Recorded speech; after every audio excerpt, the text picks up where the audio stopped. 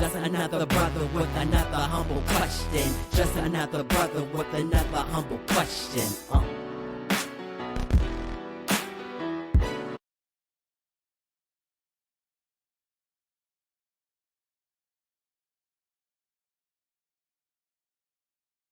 Welcome to another episode of A Brother with Questions. I am your host, B. Period.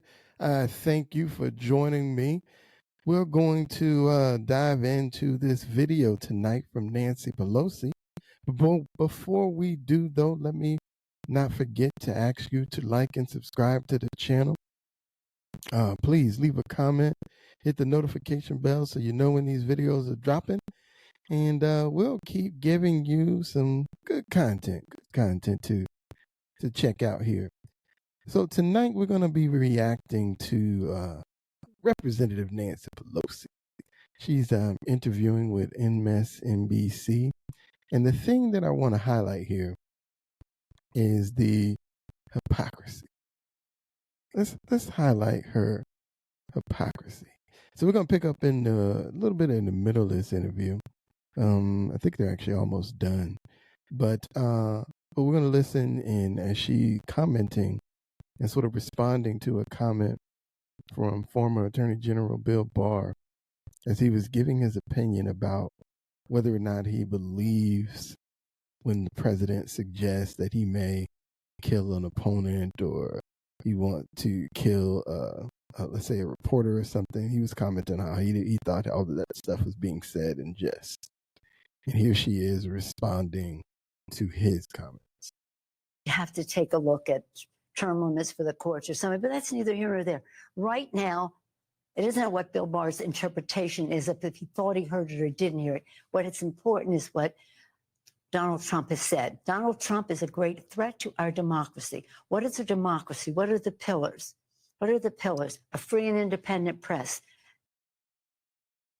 You know, what's interesting is, you know, this seems to be the tagline that people who are in the Democratic Party and people who support the Democratic Party are running with, right? Everybody seems to be on lock and step that Donald Trump is a threat to the democracy. So if we as a people decide to elect Donald Trump again, democracy as we know it is going to go out the door. And I keep hearing this, and I haven't really heard, in my personal opinion, any valid statements that support the idea that another Trump presidency is going to lead to the end of democracy. But yet we keep hearing it. And for me, I'm on it almost seems like this is backfiring in their face. And if in my personal opinion, they need a new storyline. If this is the storyline that he's going to be a threat to democracy, and so because of that, you shouldn't vote for him. To me, it just sounds like a losing theme. And if this is the best you can do, what else do you got? Because it sounds like to me, you guys are on the losing streak right now. To tell the story of what's going on, to keep everybody informed of what people are saying and doing. That transparency is essential. So here she is talking about democracy and the need for free press and the need for the press to be able to tell the whole story without interruption. Got it? I hear you, Nancy. That part we can agree on, Nancy. We can agree on that. Independent judiciary. An independent judiciary, when they're practically threatening on TV exposure of jurors in a trial of the president or any trial, and any of that. What is an independent judiciary? Is about free and fair elections. And what do they do but suppress the vote? So there's nothing in his performance, if that's the word we'll use, what he has done, that would indicate that he cares, prioritizes, or ever valued or did anything to support a democracy. And now, so, you know, here's another talking point, right? So Donald Trump is the antithesis to democracy. And so we have 4 years to judge on. And so in that 4 years, I would be interested to know what about those 4 years suggests that he does not like democracy. Like, what did he do in 4 years to prove Nancy Pelosi's point that he hates democracy? And so if you have the information, please let me know. Let me know what he did to prove he hates democracy. Now, I'd imagine if you had anything to say, you'd go to the idea that it's, when he lost the election, he claimed that he there was, he claimed that he didn't lose and that there were votes that were lost, and that's the reason why he lost.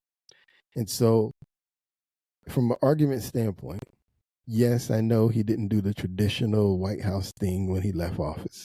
Got it. But he left office. So the end goal is that he leave office. There's really no mandate that you have to be a gentleman about it, technically. Yes, he screamed for years and continues to scream that he was cheated out of an election. Got it. But a conversation and a reality that he left office and succeeded the office to the rightful president based on votes proves that he at least knows what democracy works like. So I'm curious to know, where is his pushback against democracy? Now on the ballot saying he should have immunity from whatever he might do. I mean, really, I have sympathy and respect for everybody who votes. I'm glad people vote. I know some of them will always reject those of us who might look different to them in leadership or the rest, and that's that. But you see how she did that, though? I thought that was a little slick comment. She didn't say there will always be those who disagree with my ideas. She said there will always be those that disagree with us because of the way we look. As if the way Democrats look is the problem. And what are you saying about people who choose not to vote Democratic when you suggest that it's the way you look that's the problem? Who is the we? What are you really trying to tell us? And I'm not going to speculate on what I think she says or what I think she's insinuating. I have my own thoughts, of course. But she didn't say it, so I'm not going to put it in her mouth. I'm not going to do it like what they do. But I do think it's interesting, her word choice. They don't vote for us because of the way we look. It says more about you, Nancy, than it does them. There are those who have real legitimate concerns about immigration, globalization, innovation, and what does that mean for their job and their family's future? And we have to address those concerns. And Joe Biden is doing that, created 9 million jobs in his term in office. Donald Trump has the worst record of job loss of any president. So we just have to make sure people know. That was a global pandemic.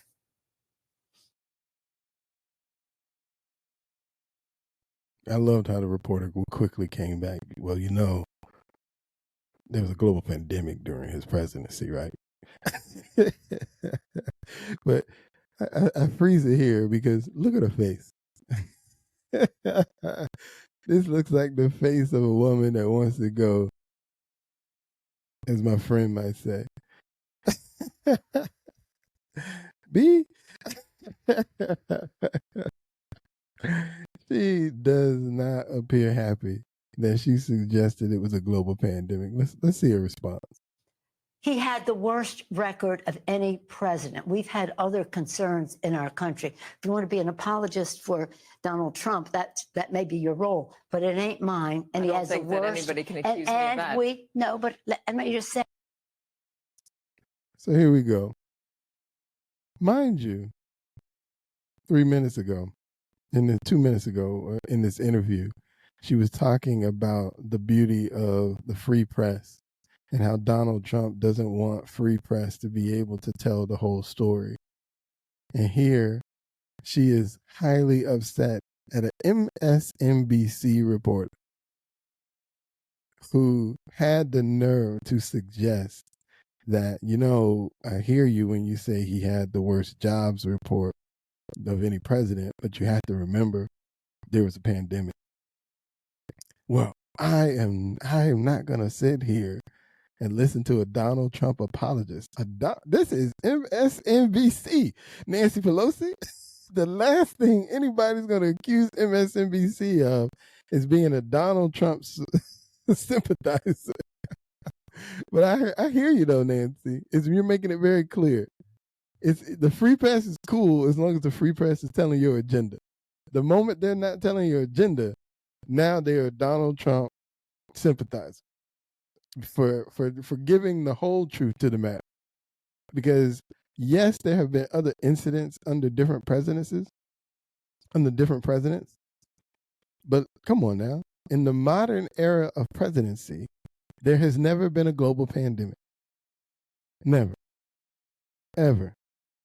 So it's a first. And who knows if we'll see it again in the future. But to suggest that he had the worst jobs report, come on, you're not being honest with the people now, Nancy. Because let's go back. As we all know, what led to the bad jobs report? It was the notion that Democrats, mainly, they certainly were at the forefront of this movement, wanted to literally shut the country down for somewhat in California, in New York, right? They were shut down for pretty much about a year, a little bit more than a year. They certainly wanted to shut the entire country down for an extended period of time. They were upset at the time with President Trump, with people like Ron DeSantis, Governor Abbott in Texas, because they were, quote unquote, not taking it seriously, because they only shut down for a couple of months and then they were back open for business. So, of course, you're going to have a bad jobs report when the entire country is shutting down, forcing employers to cut employees because they just couldn't afford to pay them, because nobody was moving and shaking in the country like they had been because of these shutdowns. So, Nancy, is the reporter being dishonest? Or are you being dishonest by not giving the whole truth? As a Speaker of the House, we put forth a $3 trillion bill, $3 trillion of investment in communities and the rest, and that stimulates the economy. I just want to ask one more question. This one's on Speaker Mike Johnson. You can see once she had her point out, she was like, all right, let me move on, because clearly I made her mad.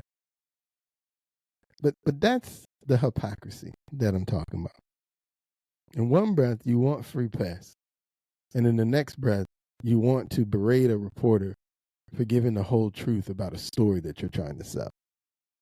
How dare you tell the truth to the American people about the fact that the reason why he had the worst jobs report is because there was a global pandemic, and myself and other prominent Democrats were pushing for a shutdown in the country for an extended period of time, forcing employers to lay off employees because they could not afford to keep them, with businesses being shut down for an extended period of time.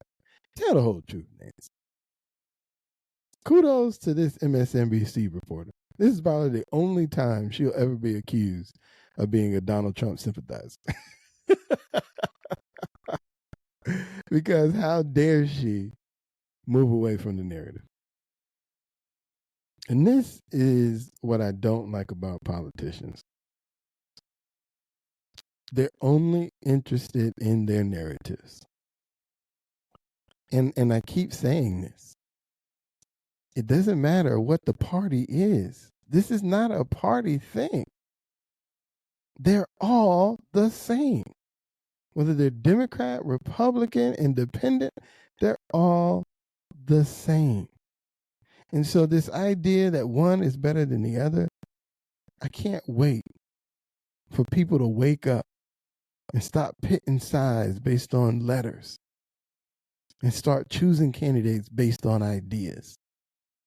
Because the truth is, it's ideas that are going to maintain the country. Because it was ideas that built the country that has lasted as long as we have, and it seems to show no signs of slowing down. Where are the candidates with the ideas? Because it's time to put the old fogies into retirement.